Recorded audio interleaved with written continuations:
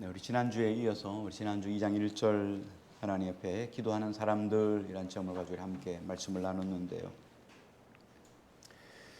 우리가 그리스도인의 정체성 이러면 기도하는 사람들이라고 했습니다. 그리스도인들이라면 기도하는 사람이다. 기도하지 않으면 이름은 그리스도인이지만 실상은 그리스도인의 삶을 살아가지 않는 것과 동일하다. 이렇게 말씀을 드렸어요. 그래서 너희가 항상 하나님께 간구와 기도와 도구와 감사를 하라. 그렇게 이야기를 했습니다. 그런데 보면 교회에서 보통은 여성들이 기도를 하죠. 여성들이 기도하고 남자들은 잘 기도하지 않습니다. 근데 바울은 교회에서 기도할 때 남자도 기도하고 여자도 기도해야 될 것을 오늘 말씀을 통해서 권면하고 있습니다. 그런데 그 순서가 뭐냐면 먼저 남자가 기도하라 이렇게 했어요. 이 바울 서신 특별히 성경을 보면 성경에는 순서가 아주 매우 중요해요. 순서를 할 때 그냥 인위적으로 그냥 이렇게 쓴 것이 아니라 마음 가는 대로 감정대로 이렇게 쓴 것이 아니라 그 작은 한 단어 하나 속에서도 하나님의 의도가 들어가 있습니다. 성령의 의도가 들어가 있습니다. 예를 들어서 성경에 예수님께서 진실로 내가 너희에게 이르노니 이렇게 말할 때는 진짜로 할 때 한 번만 하면 되는데 진짜는 한 번이면 될 텐데 진실로 이렇게 이야기를 할 때는 그만큼 이게 중요하다는 것을 강조할 때 그렇게 쓰셨고요. 혹은 순서의 문제.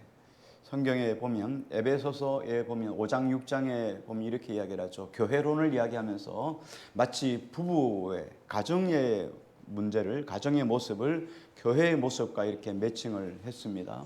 그래서 이렇게 이야기를 하죠.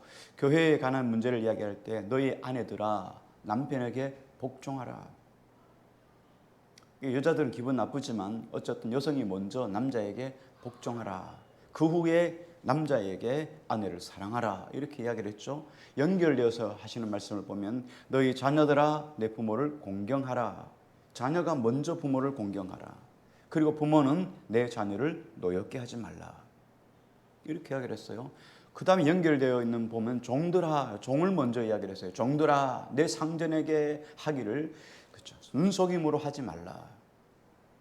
그 다음에 상전들아 너희 종들을 핍박하지 말라. 억압하지 말라. 이렇게 연결되어 있어요. 그래서 순서가 매우 중요해요.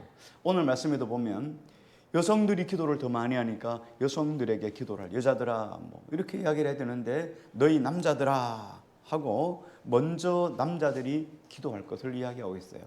우리 한번 8절 말씀을 같이 읽습니다. 8절 있습니다. 시작.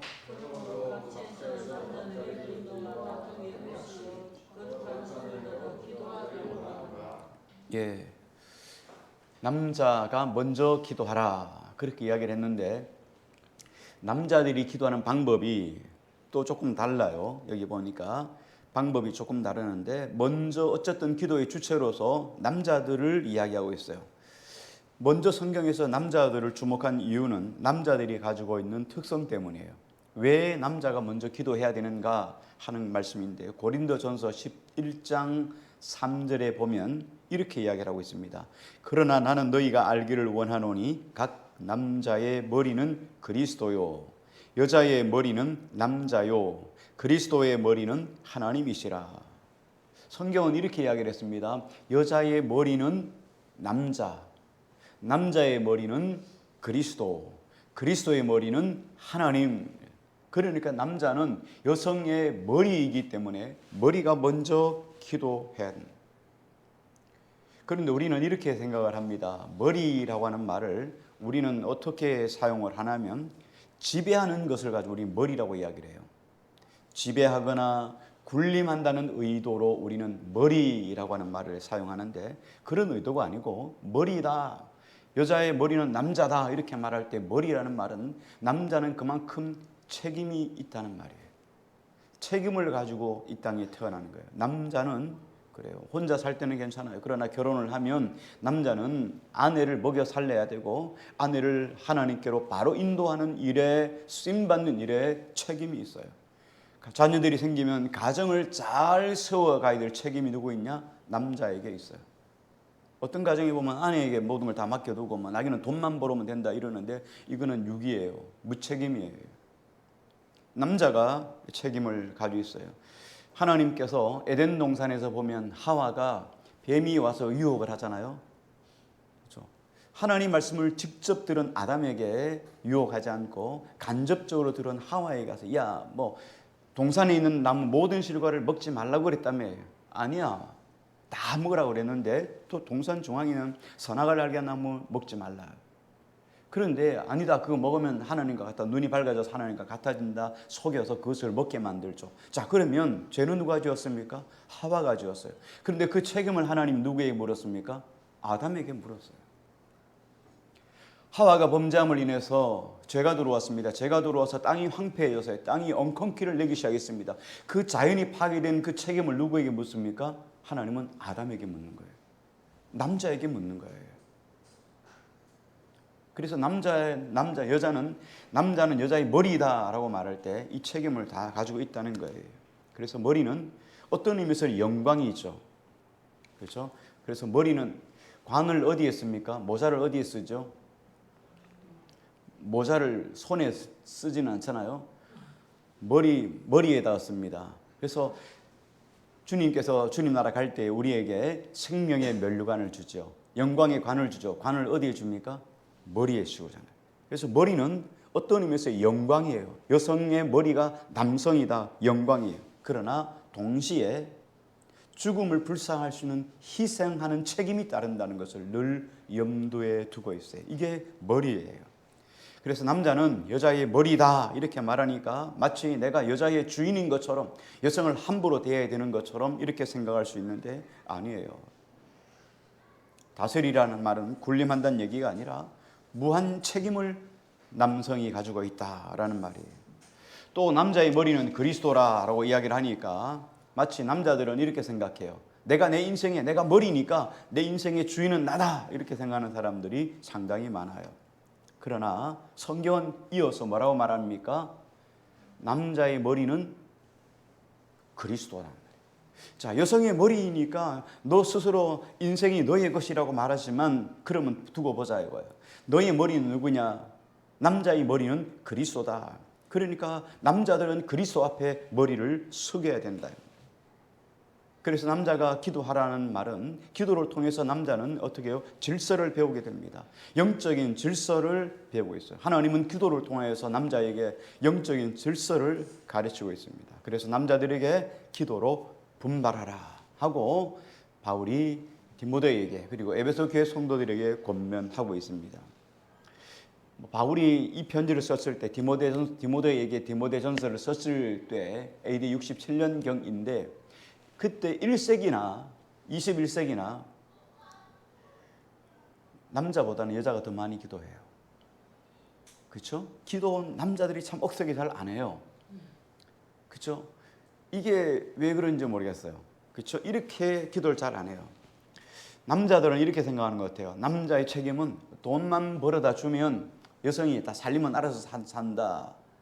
이렇게 생각하는 거예요. 그래서 자기 의무를, 자기 책임을 다했다. 남자들은 그렇게 생각하는데 남자는 기도에는 면죄부가 없다는 거예요. 기도는 남자나 여자나 모두가 동일하게 기도해야 돼요. 남자가 기도해야 될 몫이 있는 반면 여성이 기도해야 될 몫이 있다는 거예요. 기도를 하지 않으면 없는 거죠. 자, 그래서 남자에게 기도하라 이렇게 이야기를 했는데 자, 기도를 어디에서 하라고 이야기를 했습니까? 8절에 보니까 어디에서 기도하라고 했죠? 예, 각처에서 기도하라 그랬습니다. 각처라고 하는 말은 모든 장소에서라는 말이에요. 집에서도 기도하고 직장에서도 기도하고 학교에서도 기도하고 또 거리에서도 기도하고 뭐 차를 타고 가면서도 기도하고 또 교회 오면 교회 와서도 기도하고 내가 출입하고 있는 모든 장소에서 기도하라. 이게 각처에서 기도하는 말이에요. 기도를 꼭 교회에 나와서만 하는 게 아니라 여러분 집에서도 기도하고 길을 가면서도 기도하고 모든 것이 여러분의 기도의 장소라는 말이에요. 그런데 모든 장소라는 말은 다른 말로 표현하면은 어떤 상황 속에서라도 모든 상황에서라는 말과 같은 말이에요. 내가 슬퍼도 기도하고 슬프니까 기도하고 반대로 기쁠 때는 기뻐서 하나님께 찬양하면서 기도하고, 내가 불행할 때도 기도하고, 행복할 때도 기도하고, 내가 소망이 막 펄펄 넘칠 때도 기도하고, 내가 절망 중에서도 하나님께 기도하라. 그러니까 모든 상황 속에서, 모든 장소에서 기도하는 거예요. 왜? 기도하면 하나님이 도움을 주시니까요. 기도하면 그 기도를 하나님이 들어주시니까요. 하나님은 기도만 들어주시는 분인가요? 아니에요. 우리가 착각하는 것이 바로 이런 거예요. 하나님은 우리 입에서 나오는 모든 말을 들으셔요. 하나님이 천지를 뭘로 창조하셨죠? 말씀으로요.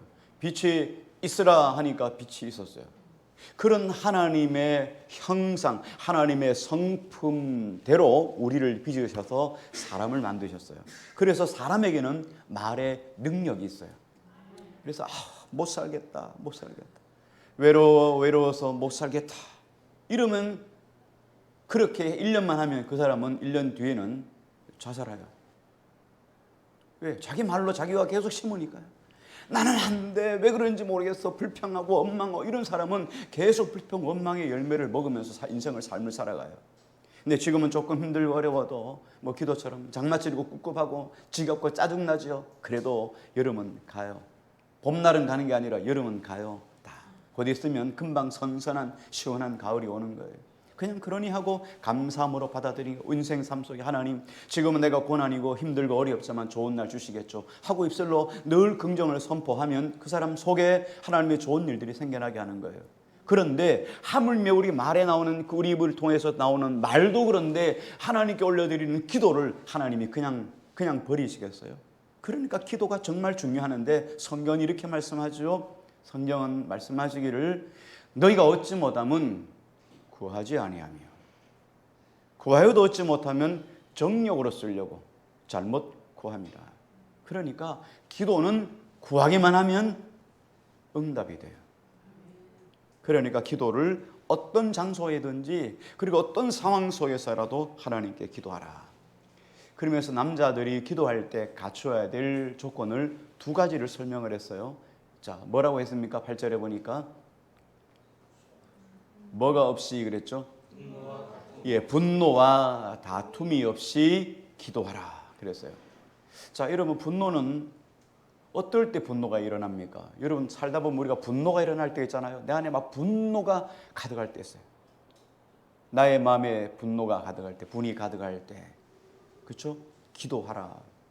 그렇죠? 여러분, 어떨 때 분노가 일어납니까? 우리 모두가 다 마찬가지일 때 분노가 일어나는 상황이 있습니다. 상처받으면 분노가 일어나죠. 내가 어떤 일에 대해서 어떤 이익을 얼만큼 가져가야 되는데 내가 손해를 볼 때 우리는 마음에 분노가 일어납니다. 또 누군가가 나를 무시하면 분노가 일어나요. 또 부당한 일을 당할 때, 나는 그런 일을 한 적이 없는데 내가 부당한 대우를 받거나 부당한 처신을 나에게 요구할 때 우리는 분노합니다. 자, 그러니까 너희가 분노와 다툼이 없이 기도하라. 분노를 가지고 하나님께 기도할 때, 우리가 분노를 노출하기 위해서, 분노를 표출하기 위해서, 또 안갚음을 위해서, 하나님, 내가 분노가 났습니다, 하나님 막 저 인간 어떻게 해 주십시오, 막 이렇게 하는 것이 기도일까요? 성경은 그걸 말하는 게 아니라, 이렇게 분노가 임할 때 기도하면, 기도는 나의 분노가 다 녹아지는 용광로와 같다는 거예요. 이런 분노가 임할 때도 기도하면 분노가 사그라져요. 사라져요. 자, 우리는 둘 중에 하나예요. 우리 그리스도인들이 살아가는 방법은 둘 중에 하나예요. 하나는 세상 사람들처럼 살든지, 아니면 성령 충만으로 살든지. 성령 충만 받지 않고 그리스도인을 살아가는 방법은 세상에 없습니다. 우리가 성령 충만의 방법으로 살지 않는다는 얘기는 세상 사람들과 똑같은 방식으로 산다는 거예요. 이름은, 문의는 그리스도인이지만 안에는 똑같은 거예요. 그래서 성령 충만 받지 않으면 안 돼요. 성령 충만은 어떤 겁니까? 기도할 때 세상 사람들은 분노하면 어떻습니까? 분노하면 남에게 폭력적이 되기도 하고, 그 원한을 세상에다, 사회에다가 또 사회로 하여금 괴롭게 만들고 사회로 하여금 해악을 끼치는 일들을 하잖아요. 그리스도인이라고 여러분 그렇지 않으란 법이 어디 있겠어요? 그런데 그리스도인이 기도하니까 성령의 충만을 받으니까 용서하고 용납할 수 있는 마음이 생겨나더라는 거예요. 그래서 분노할 때는 기도하면 그 모든 것들을 다 녹이게 되는 거죠. 그래서 기도하면 우리가 주님의 마음을 배우게 돼요. 우리 안에 주님의 마음이 가득 차게 돼요. 그래서 나의 마음에 분이 가득할 때 찬송가에도 그렇게 있죠. 기도하면 내 안에 용서가 채워지는 거예요. 반대로 어떻습니까? 분노가 임할 때 기도하지 않으면 어떻게 되겠습니까? 분노가 세상 사람들과 똑같이 쏟아져 나오는 거예요. 그래서 그리스도인이라고 여러분 싸우지 않는 거 봤습니까? 그리스도인도 싸워요. 성령 충만하지 않으면 그리스도인도 싸우고 그리스도인도 세상 사람처럼 똑같이 교회에서 행동하는 거예요. 우리는 그런 일들을 보면서 낙심하고 절망하잖아요. 아, 그리스도인이 집사님이 권사님이 장로님이 목사님이 똑같은 거예요. 목사라고 여러분 다를 거겠어요. 목사도 성령 충만하지 않으면 주의 은혜를 구하지 않으면 여러분 세상 사람들과 똑같습니다. 감사해요. 아멘 안 해줘서 배려해 주시는 것 같은데 똑같아요. 여러분도 똑같잖아요. 자소해서 광명을 찾아야 했을 때 그죠? 똑같아요. 우리도. 그래서 우리는 어떻게 해야 돼요? 기도해야 되는 거예요. 여러분 기도하지 않을 만큼 여러분 바쁜 일들이 그렇게 많습니까? 그래서 식사는 하시잖아요. 그죠? 잠은 주무시잖아요. 그보다 더 중요한 게 뭐냐? 기도예요. 자, 그리고 또 어떻게 했습니까? 분노와 다툼으로 하지 말고 또 뭐로 하라 했습니까? 예, 거룩한 손을 들고 기도하라 그랬어요. 여기 거룩하다라는 말은 삶에서 종교적으로 신앙적으로 삶에서 거룩한 상태를 말하는 겁니다. 거룩한 손을 들라 이렇게 말했는데 손은 모든 죄를 저지르는 대표적인 것이 손이에요. 성경에 발 이야기는 많이 나와 있습니다. 너희 발을 금하고 이런 말을 썼어요. 발은 여러분 어떻습니까? 죄를 지으러 달려가는 도구가 뭡니까? 발이죠. 마음속에 죄를 품어도 발이 안 가면 죄를 안 지어요. 그렇잖아요. 근데 발이 가면 죄를 짓는 거예요. 죄 지으러 간다 그렇게 말하잖아요. 그렇게 할 때 발이란 말을 썼고 성경에는 또 발 다음으로 많이 쓰는 게 손이에요. 손. 거룩한 손 들어 너희 손에 피가 가득함이라 이렇게 말할 땐 다 죄를 이야기할 때 손 이야기하고 있거든요. 그래서 손이 거룩하다라는 말은 손이 깨끗하다는 말이에요. 손은 때때로 우리가 다른 사람들 앞에 친절을 하고 도움을 베푸는 것이 손이기도 합니다. 그런데 또 어떨 때는 이 손을 가지고 사람들에게 폭력을 가하는 도구로 쓰는 것도 손이에요. 이 손을 가지고 사람들을 조롱하고 사람들에게 멸시를 하는 것도 이 손이에요.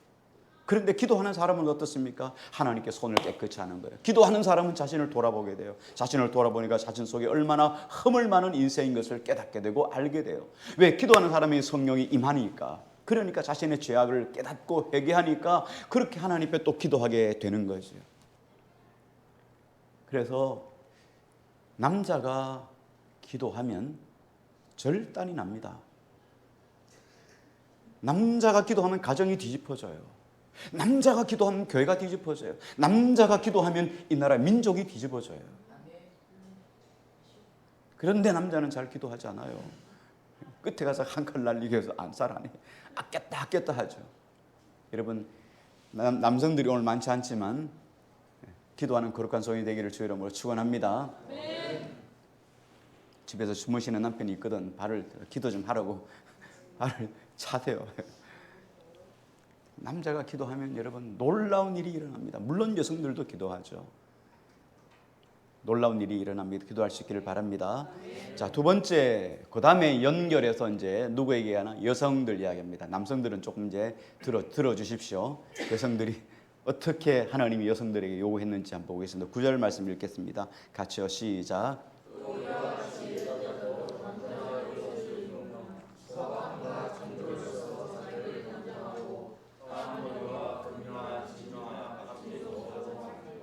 예, 여기 보니까 또 이와 같이 그렇게 해서 이와 같이라는 말은 동일하게라는 말이죠.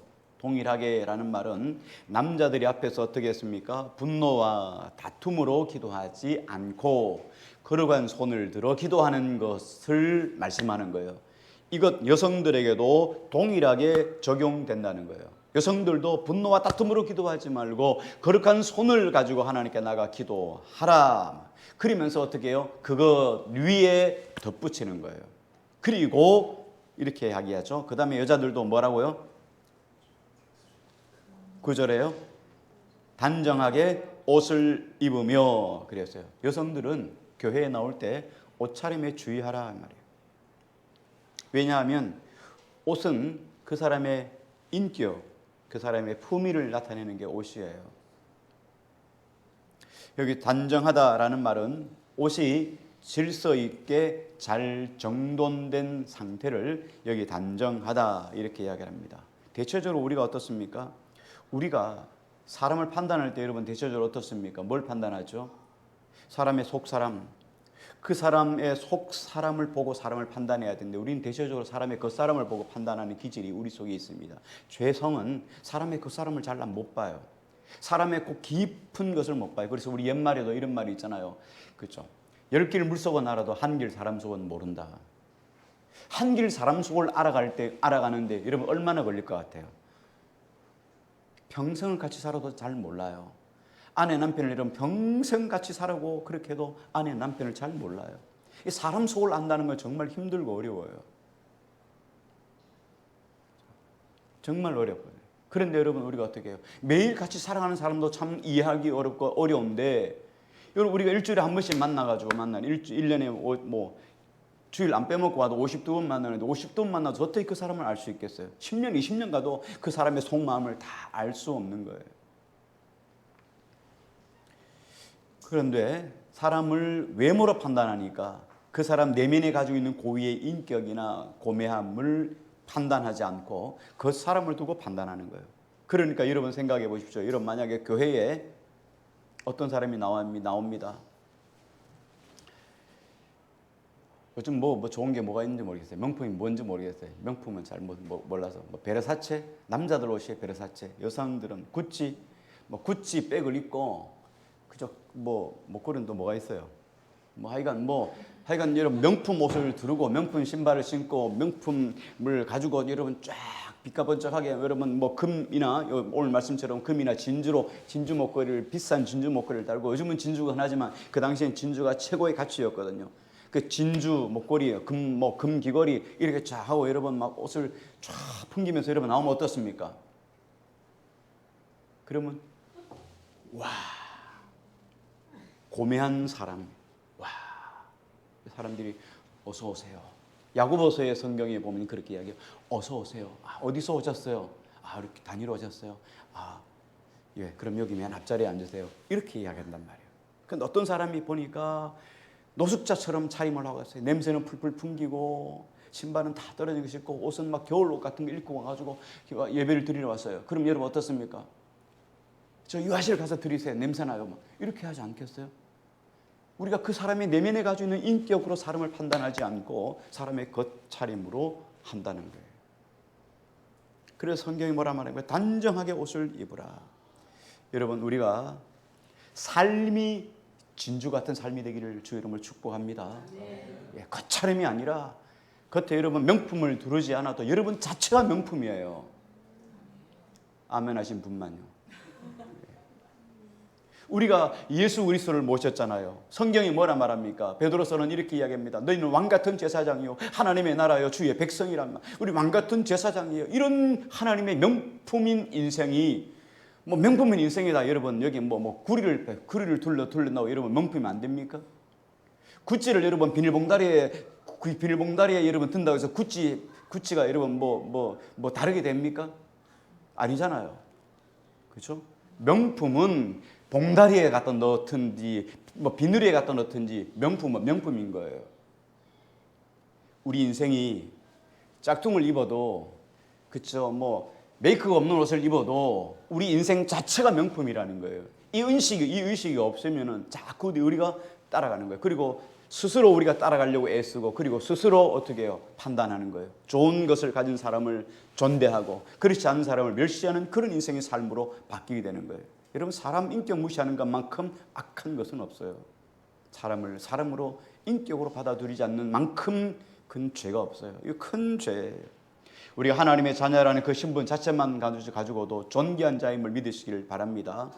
바울이 왜 여기에서 단정하게 옷을 입으라고 한 말 이유가 뭐냐면, 그 당시 에베소는 신전들의 나라였어요. 에베소라고 하는 도시 자체가 신전이 엄청나게 많았어요. 모든 신전이 있어요. 에베소에 보면은 성경에 에베소 교회에 가서 바울이 복음을 전합니다. 에베소 지역에 가서 그때 그 말씀이 사도행전에 나오는데, 신들이 얼마나 많은지 막 하니까 신전이 막 쫙 즐비하게 있어요. 그런데 어떤 신전에 가보니까 여기는 뭐 무슨 신, 무슨 제우스 신, 여기는 뭐 바쿠스 신, 여기 무슨 신, 무슨 신, 막 쫙 건강의 신, 뭐 축복의 신 쫙 있는데 한쪽에 보니까 이름이 없어요. 거기 보니까 이름 없는 신에게, 혹이나 자기들이 신들을 빼먹었을까봐 이름 없는 신에게 드리는 신전도 있어요. 그만큼 신전이 많은 동네가 에베소예요. 그런데 그 신전에 누가 있냐면, 신전에는 그 제사를 드리는 창녀들이 신전에 있었어요. 신전들에 있었던 창녀들은 이 선정적인 옷차림을 입고 남성들의 성적인 욕구를 자극하면서 종교적인 의식을 행했어요. 그 당시에 모든 우상들은 다 그랬어요. 성경에 나오는 바알신, 아세라신도 마찬가지예요. 바알과 아세라신 왜 하나님이 거기에 대해서 음란하게 행했다 이렇게 말씀했냐면, 바알과 아세라는, 바알은 남자신이고 아세라는 여자신이에요. 그 당시에 가뭄이 들면은 이 두 신이 만나서 교접을 해서 그렇게 해서 성행위를 해서 나오는 것이 비라고 생각했어요. 그러니까 사람들이 그 속에서 그 두 신들을 흥분시켜야 되니까 남자와 여자가 막 그냥 제사 드리는 행위 자체가 성교였어요. 이게 이방 종교였단 말이죠. 그러니까 이 에베소도 마찬가지예요. 에베소 지역에 있는 모든 신전에서 이런 행위를 했으니까 여성들이 어떻게 해요? 여성들의 옷들이 다 선정적인 옷을 입었단 말이죠. 그러니까 이런 사람들하고 구별되도록 그리스도인들은 뭐예요? 너희들의 성전, 너희들의 오늘 신전이라 말하는 교회에서는 이렇게 옷을 입지 말고 단정하게 입으라는 거예요. 구분되어 있다. 여러분, 세상에 가면 세상 사람들이 믿는 절이나 말이죠, 이런 데 가면 부를 자랑하잖아요. 그렇죠? 나갈 때는 말이죠, 다이아도 이따만한 거 달고 이렇게. 근데 우리는 그러지 말라는 거예요. 너희는 그러지 말라. 단정하라. 계속해서 외적으로 옷을 단정하게 입는 것도 중요하지만 내적인 단정함도 중요하다고 내적인 단정을 요구합니다. 뭐라고 이야기를 하죠? 9절에 계속해서 보니까 뭐라고 이야기합니까? 소박함과 정절로서 자기를 단정하라. 자, 소박하다는 말은 뭐냐면 헬라어의 아이도스라는 단어예요. 아이도스라는 단어를 다른 말로 말하면 명예. 여성이 외모로 자기를 지키려고 하지 말고 내면의 명예를 지키라 이 말이에요. 내면의 명예를 지킨다는 말이 무엇이냐면 에베소 교회 안에서, 공동체 안에서, 교회 안에서 무엇이 수치인지를 깨달으란 말이에요. 어떤 사람은 자기가 하는 행위가 수치인지도 모르고 막 하는 사람이 있어요. 공동체 안에서. 이게 아이도스가 없는 거예요. 명예감이 없는 거예요. 그래서 그 안에서 무엇이 수치인지를 깨달으라. 그리고 체면을 적당히 차릴 줄 알아야 된다. 그리고 존경할 자에게 존경을 표하는 이런 건강한 마음을 가지고 아이도스라는 단어를 썼어요. 이게 바로 소박함이에요. 그 다음에 여기 보니까 정절로서, 정절인데 정절도 헬라에 보면 소프라슈네라는 말을 썼는데요, 사리를 분별하는 마음이란 뜻이에요. 평정, 자제. 이 말은 풀어서 이야기를 하면 이런 거예요. 천박하지 않다. 좌로나 우로나 치우치지 않다. 그래서 균형을 잘 잡는 건강한 마음을 가지고 정절이란 말을 썼어요.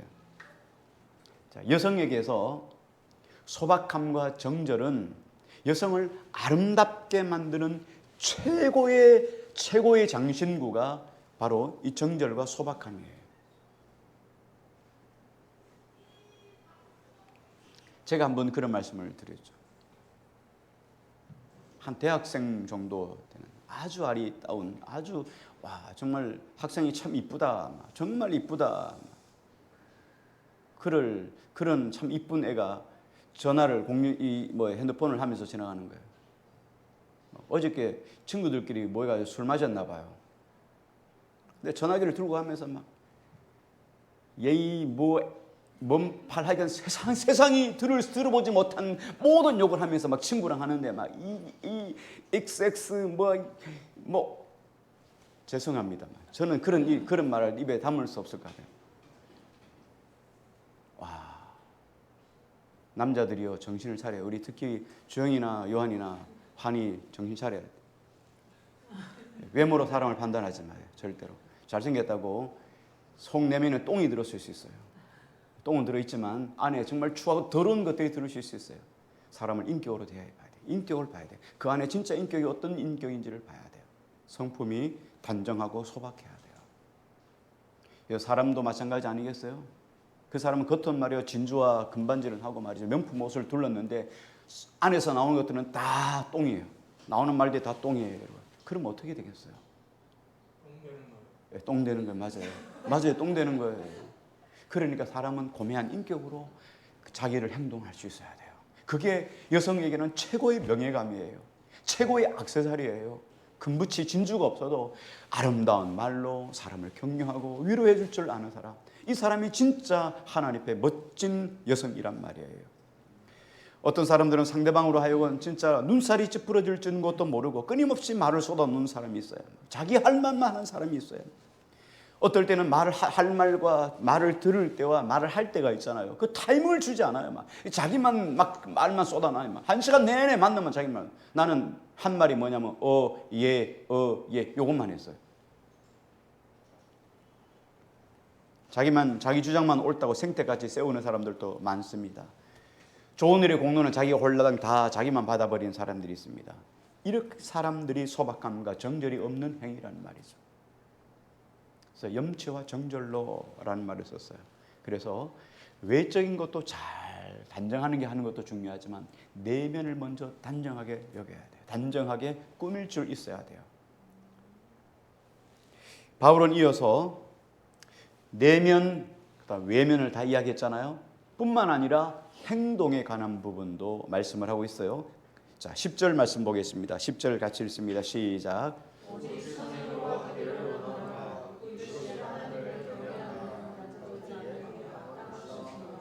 예, 선행을 통해 자신을 단장하라 이렇게 이야기를 합니다. 우리가 하나님을 경외한다고 하면서 행위가 따라오지 않으면 안 되잖아요. 그렇죠? 하나님을 경외한다고 말하면서 난 하나님을 경외하는 사람이야, 난 예수 믿는 사람이야 이렇게 말을 하면서도 불구하고 행위가 따라오지 않아요. 그럼 여러분 그 사람은 아닌 거예요. 그런 사람은 어떤 사람입니까? 종교를 마치 액세서리처럼 이렇게 가지고 있는 사람이에요. 자기 명예, 자기 인기, 자기 존경의 도구로 이용하려고 종교를 사용하는 사람이에요. 그거 아니잖아요. 성경은 믿음에 관해서도 똑같이 이야기하고 있습니다. 야고보 선생님은 이렇게 말합니다. 행함이 없는 믿음은 죽은 믿음이다. 영혼 없는 몸이 죽은 것 같이 행함이 없는 믿음은 죽는 것이다. 죽은 것이다. 여러분 사람의 영혼이 떠나면 시체잖아요. 우리 그리스도도 마찬가지예요. 행함이 없으면 그 시체예요. 그 믿음이 아니에요. 믿음에는 반드시 행함이 따라오는 것처럼 우리가 하나님을 경외한다면 반드시 어떻게 해요? 선행이 따라온다는 거예요. 그래서 하나님을 경외한다 하는 자들에게는 마땅한 것이니라. 당연한 것이니라. 당연한 것이 없으면 어떻게 해요? 하나님을 경외하지 않는 거예요. 이건 여러분 선행은 기본이에요. 기본. 그리스도인들은 기본이에요. 뭐 특별한 거 아니에요. 이거는 뭐요? 당연한 것이 당연한 건 뭐예요? 이런 밥 먹는 거 당연하고 잠자는 거 당연하고 화장실 가는 거 당연한 것처럼 우리 인생 속에서 신앙생활 하는 것이 당연한 건 뭐예요? 하나님을 경외한다고 하는 사람은 선행이 따라오는 게 당연한 거예요.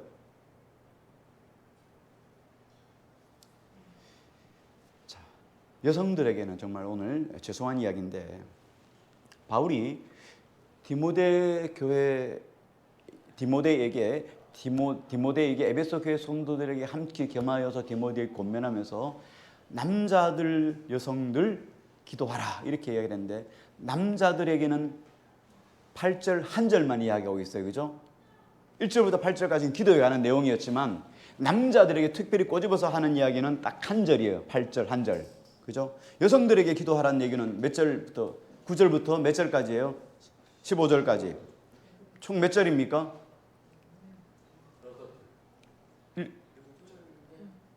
일곱 절에. 기분 나쁘죠? 아니, 남자들은 한 절로 딱 끝내버리는데 말이죠. 여성들에게는 7절이나 구구절절히 잔소리하면서 이렇게 하라 저렇게 하라 하는 기분 좀 나쁘죠. 남자들 여러분, 그렇다고 해서 기도에 면죄부를 주는 거 아닙니다. 여전히 기도는 해야 됩니다, 남자들. 그런데 여성들에게는 왜 이렇게 잔소리가 많냐? 왜 이렇게 사족이 많냐? 왜 이렇게 많은 말씀으로 권면을 하는가 하는 거예요. 자, 기도 안 하는 남성보다도 교회에서 기도한다는 여성들이 문제를 일으키는 경우가 더 많더라 이 말이에요. 참 희한하죠. 어떻게 기도 안 하는 남자들보다가 기도한다고 하는, 기도를 좀 안다고 하는 사람들이 왜 문제가 더 많이 일으킬까요? 그러니까 이거 하지 말고 이거 하지 말고 저거 하지 말고 이렇게 이야기를 하는 거예요. 그렇다고 해서 남자들이 기도 많이 하지 말라 이런 말은 절대 아닙니다. 그렇게 들으면 절대 안 됩니다. 자, 여기에서 말씀하시는 건 뭐냐면 하나님이 우리에게 주시는 메시지는 항상 뭐예요? 긍정적이잖아요. 그렇죠? 여기에 두 가지 이유가 있어요. 하나는 뭐냐면 우리가 기도하는 만큼 하나님 앞에서 하나님이 기뻐하신 인격의 사람이 되라는 뜻이에요. 그렇죠? 그런 의미로 하나님이 이렇게 말씀하는 거예요. 여성들이 기도 많이 하는 거 누가 알아요? 저도 알고 바울도 알고 하나님도 알아요. 그러니까 너희가 많이 기도하는 만큼 선한 열매가 맺어지도록 하나님이 기뻐하신 사람이 되라 하는 의미에서 이렇게 계속 잔소리가 조금 많은 거 이해하시기 바랍니다. 또 한 가지는 뭐냐면 여성들이 기도 많이 하는 거 성경이 너무 잘 알고 있어. 하나님이 잘 알고 있단 말이죠. 기도 많이 하는 거 얼마나 수고스러워요. 기도한다는 거 얼마나 여러분 기쁜 일이에요. 그만큼 수고하고 열심을 다한 것이 여러분들이 말로 다 까먹고 행동으로 다 까먹어가지고 열매가 없으면은 얼마나 안타까워요. 그러니까 너희 삶을 통하여 열매가 잘 나타나도록 열매로 다 까먹지 않도록 주님이 권면하는 거예요. 이왕이면 열매로 남아라.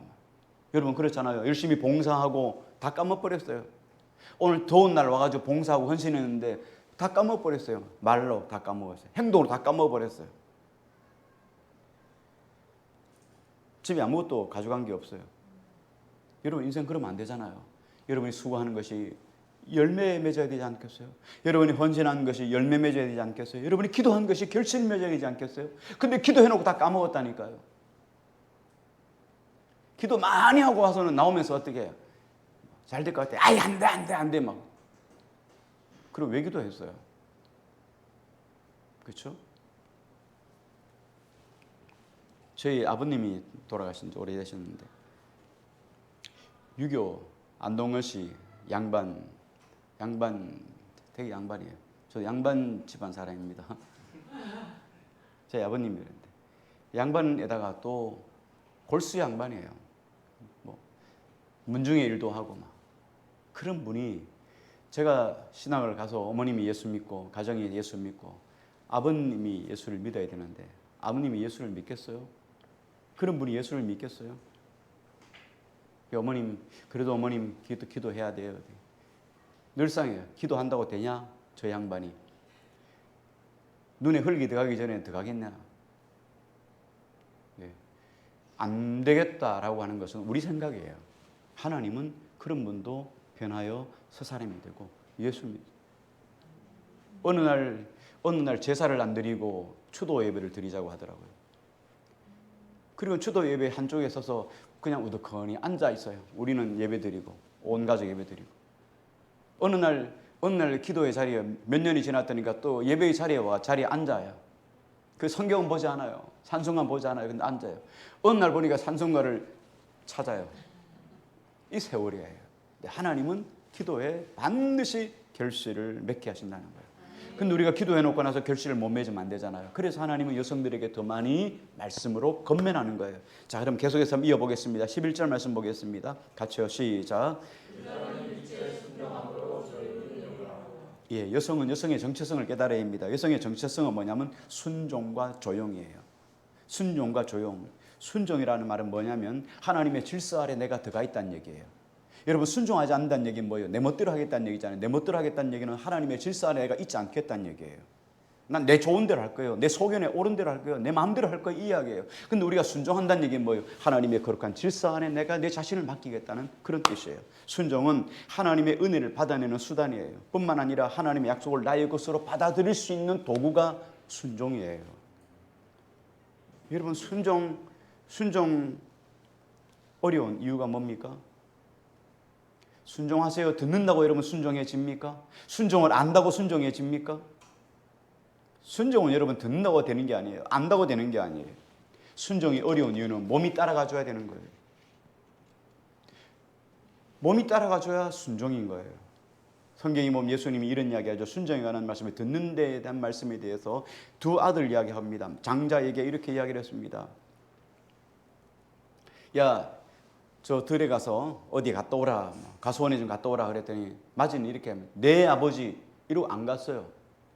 둘째 아들에는 싫어요 이러고는 갔어요. 성경에 예수님이 이렇게 말해요. 누가 순종했느냐? 누가 순종했죠? 예, 둘째 아들이에요. 싫은데 하면서도 갔다는 얘기예요. 아들은 네 하고는 안 갔다는 거예요. 왜? 순종에는 그만큼 수고와 행동이 뒤따르기 때문에 힘들기 때문에. 구약 성경에서 보면 사무엘은 이렇게 이야기합니다. 사무엘상 16장에 15장에 보니까 이렇게 말씀하죠. 순종은 제사보다 낫고 들음은 수양의 기름보다 나으니라. 순종이 제사보다 낫다는 거예요. 여러분, 제사라는 건 뭡니까? 죄를 용서받는 소극적인 경건이라면 여기 순종은 하나님을 위해서 적극적인 경건이 바로 순종이에요. 그래서 하나님은 성경에 보면 순종하는 자에게 주시는 복이 어마무시합니다. 제가 한번 읽어드릴게요. 신명기 28장에 보면 이렇게 이야기합니다. 1절에 보면 내가 내 하나님 여호와의 말씀을 삼가 듣고 내가 오늘 내게 명령하는 그의 모든 명령을 지켜 행하면, 자, 듣고 명령하는 그의 모든 명령을 지켜 행하면, 듣고 행하면 뭡니까? 순종이죠.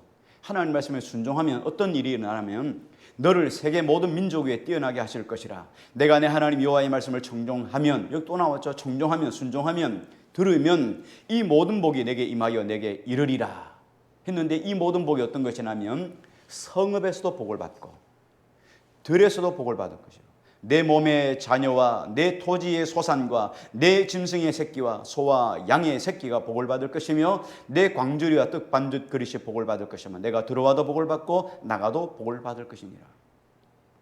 우리가 참 재수가 없다 이런 말을 하는데, 재수 없는 사람은 뒤로 넘어져도 코가 깨진다는 말 하잖아요. 근데 우리 그리스도인들은요, 하나님 앞에 순종하는 자는 어떻게 자빠져도 복을 받고 엎어져도 복을 받고 이 이야기예요. 들에 있으나 밭에 있으나 너의 떡 반죽은 뭐, 들은 뭐요? 양들을 치는 것이에요. 밭은 뭡니까? 자신들이 심어놓은 소산들이에요. 과수원도 그렇고 집안에 있으나 성읍에 있으나 집안에 있으나 어디든지 복을 받고 자녀들도 복을 받고 육축들이 복을 받고 소와 양의 새끼가 복을 받아요. 보통 소는 한 마리 새끼를 낳는데 이 아이는 복을 주시니까 두 마리 세 마리씩 낳는다는 거예요. 상상할 수 없는 일들을 낳는다는 거예요. 제가 개척 쪽에 한번 그런 이야기를 했습니다. 제가 전도사 시절의 말입니다. 그 전도사님 한 분이, 제가 알고 있는 전도사님 한 분이 너무너무 가난하고 힘들어요. 근데 신학은 하는 거예요. 학교를 공부하는데 돈이 없잖아요. 신학생들이 원래 가난하고 어렵죠. 돈이 없어요. 그래서 맨날 오르락 내리락 돈 걱정이에요. 그러다 보니까 개척을 하면서 학교를 다니는데, 그래서 같이 동병상련이라고 같이 좀 친하게 지내서 저도 개척하면서 학교를 다녔기 때문에 어느 날 월요일날 학교를 갔는데 저인데 손을 들면서 매 순간마다 근심이 수심이 가득하던 그 전사님이 저인데 할렐루야 하면서 손을 드는 거예요. 왜 그래요? 전사님 좋은 일 있어요. 그랬더니 집에 개가 새끼를 낳는데 새끼를 17마리인가 18마리가 낳았다는 거예요. 그때 개 한 마리가 뭐 되게 비쌌나 봐요. 강아지 한 마리 2만 원씩 받고 이럴 때였대요. 그런데 월세가 밀려가지고 고민하고 있는데 그 강아지가 17마리 낳는 바람에 그걸로 싹쓸이하고 다 갚고 돈 남아가지고 오늘 밥 내가 살게요. 여러분, 하나님은 우리가 인간이 상상할 수 없는 방법으로 복을 주시는 하나님이에요. 뭐 하면요? 기도하고 순종하면요. 그런데 우리는 뭐예요? 이거 어려우니까 안 하는 거예요. 자꾸만 쉬운 건 뭐예요? 복 주는 것만 기다리는 거예요. 내가 하나님께 행하는 행동, 순종, 기도하고 순종하는 건 안 하고 자꾸만 복만 이야기하는 거예요. 자, 그런데 여러분 보십시오. 여기 2탄이 있습니다. 12절 13절 계속 연결해서 말씀을 드릴게요. 여호와께서 너를 위하여 하늘의 아름다운 보고를 여시사 내 땅에 때를 따라 비를 내리시고 내 손으로 하는 모든 내 복을 주시리니 내가 많은 민족에게 꾸어질지라도 너는 꾸지 아니할 것이요 여호와께서 너를 머리가 되고 꼬리가 되지 않게 하시며 위에만 있고 아래에 있지 않게 하시리니 오직 너는 내가 오늘 내게 명령하는데 하나님 여호와의 명령을 듣고 지켜 행하며. 또 나와요. 또 마지막 결론에도 도장을 한번 인장을 한번 더 찍는 거예요. 진짜다, 내가 찍었다 하는 걸 한번 해주는 거예요. 왜? 하나님이 진짜 말씀하셨다는 거. 하나님 말씀하시면 여러분 다 되는 거 아니겠습니까? 근데 어떻게 해요? 하나님이 우리를 위에만 있고 아래에 있지 않고 머리가 되고 꼬리가 되지 않겠다는 거예요. 여러분 자녀들 인생 속에 뭐 하나님 말씀에 순종하는 걸 가르치면 돼요. 그러면 자녀들은 필시는 머리가 된다는 말이에요. 순종하는 자에게 하나님이 이런 복을 주시는 거예요.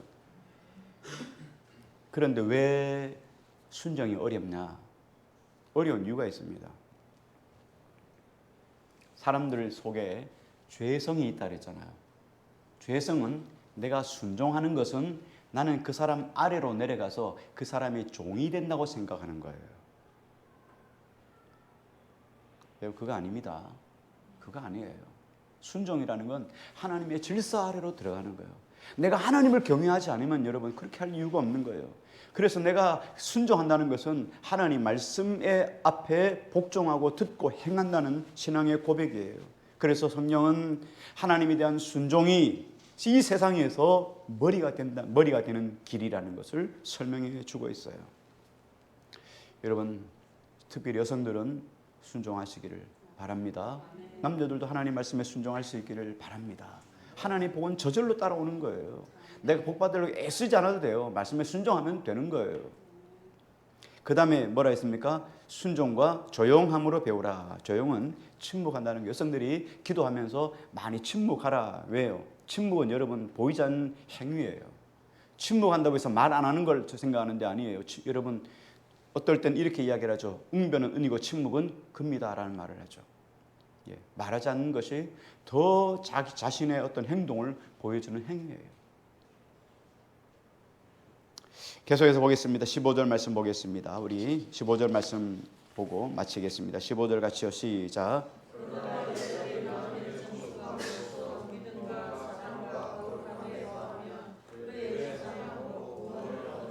네, 여기서 구원을 얻으리라 이렇게 말하죠. 여자들이 만일 정숙함으로써 믿음과 사랑과 거룩함에 거하면 그의 해산함으로 구원을 얻으리라. 여기 구원은 우리 영혼이 지옥에서 천국으로 옮겨지는 그런 구원을 말하는 거 아니에요. 그런 구원을 말하는 게 아니고 여기 구원은 두 종류잖아요. 우리가 영원히 구원받는 영생 얻는 구원이 있고 한 가지는 여러분이 삶 속에서 구원받는 삶의 구원이 있어요. 그러니까 지금 여기서 뭔 이야기하다 이 구원 이야기가 나왔어요? 지금 뭔 이야기하고 있죠 우리가? 전체적인 제목이 뭐예요? 오늘 말씀의 제목이 뭐죠? 주보예요. 예? 그렇죠. 기도잖아요. 기도. 지금 핵심이 기도예요. 기도의 마지막 결론이 여성들에게 뭐라고요? 구원이라는 거예요. 기도의 구원은 뭐겠어요? 기도의 구원은 뭐죠? 응답이죠. 결론 응답이잖아요. 구원을 얻는다는 것은 응답이에요. 여러분 삶 속에서 힘들고 어려웠는데 구원받았다 이 말은 뭐예요? 내 삶의 문제가 해결했다는 것을 우리 구원이라 쓸 수 있잖아요.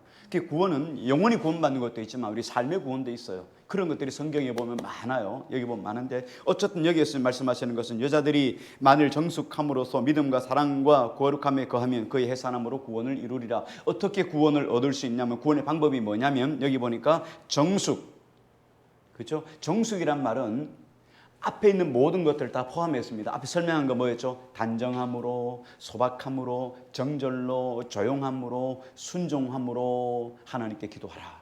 이게 다 포함된 게 뭐냐면 정숙이에요.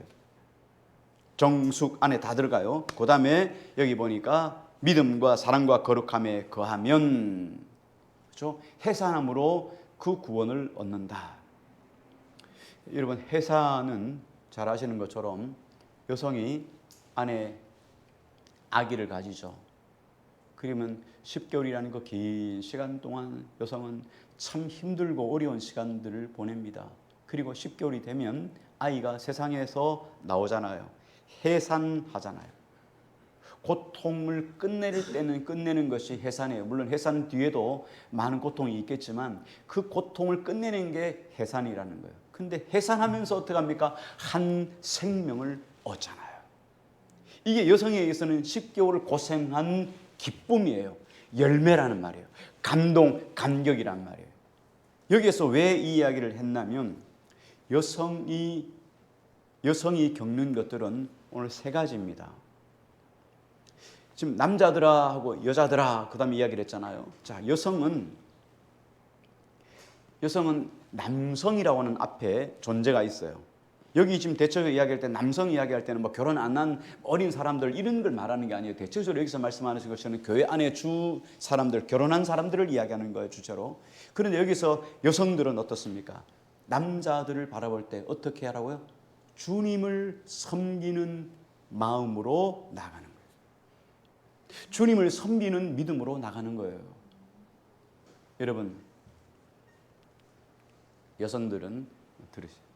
여러분들이 남자를 섬길 때 믿는 남편이든 안 믿는 남편이든 남편들을 섬길 때 그냥 남편을 섬겨준다가 아니에요. 우리 믿음의 사람들, 여러분이 믿음의 사람들이기 때문에 남편을 무엇으로 섬깁니까? 주님으로 섬기는 거예요. 믿습니까? 근데 주님으로 섬기는데 말도 바뀌어야 돼요. 그 인간 이러면 안 돼요. 주님을 누가 그 인간이라고 불러요? 그렇잖아요? 주님은 어떻게 불러요? 주님으로 돼요. 이게 믿음이에요. 이게 기도하는 여성들의 모습이에요. 근데 우리는 남편을 뭘로 생각해요? 혹시 돈주머니로 생각하지는 않겠죠? 아니잖아요. 그죠? 그럼 뭘로 생각해요? 내 인생 만나주셔서 함께 믿음의 선한 걸음을 걸어가는 동반자, 동역자 아니겠어요? 주님의 마음으로 섬겨야죠. 믿든지 안 믿든지 관계없어요. 왜? 너의 착한 행실을 보고 아내와 남편이 구원받을 수 있으니까요. 그러니까 내가 주님을 섬기듯이 섬겨주는 거예요. 그리고 남자를 또 한 가지 오늘 나온 분들에게만 지금 설명해 드리는 거예요. 남자를 자식처럼 대해주는 거예요. 남편들을 자식처럼 대해주는 거예요. 여러분, 자식대로 대해준다는 말이 뭔 말이에요? 자식은 어떻습니까? 좋든 나쁘든 자식은 어떡하죠? 끝까지 참아주고 인내하죠. 여러분, 그렇죠? 자식은 무슨 일을 해도 다 용서가 되고 이해가 되죠. 남편도 그런 눈으로 보셔야 돼요. 끝까지 왜? 10달 동안 인내하고 참고 기다리듯이 남편을 자식처럼 참아주고 인내하고 품어주는 그런 모성애를 가지고 대하는 거예요. 뿐만 아니라 한 가지 더, 여성의 머리는 뭐라고요? 남자. 다시 말하면 영적인, 하나님께서 세우신 영적인 질서 때문에 남편을 섬기는 거예요. 그런 마음으로 기도의 보좌 앞에 서서 기도하면 뭘 한다고요? 해산함으로 구원을 얻으리라. 구원의 기쁨, 구원의 영광을 누리게 되리라는 거예요. 여러분, 남편들이 기도하면 끝이에요. 그때까지 여러분들이 어떻게 해요? 인내하고 참고 자식을 보듬듯이, 혹은 여러분 어떻습니까? 주님을 섬기듯이 그렇게 섬겨주고 기도하는 자리에 나가도록 여러분 기도해 주는 거예요. 여러분, 그것도 없이 여러분 남편들이, 아내들이 나오는 거 그리 쉽지 않습니다. 뿐만 아니라 여러분들이 그런 삶을 살아간 것을 통해서 세상 사람들에게 저게 그리스도인이구나, 와, 저게 그리스도인의 모습이구나, 교회 다니는 사람들의 모습이구나 하고 그들도 구원에 동참하게 된다는 말이에요. 근데 믿는 사람들이 세상 속에서 저 인간 보고는 내가 절대 교회 안 나간다, 이렇게 하면 여러분 하나님 나라는 끝나는 거잖아요.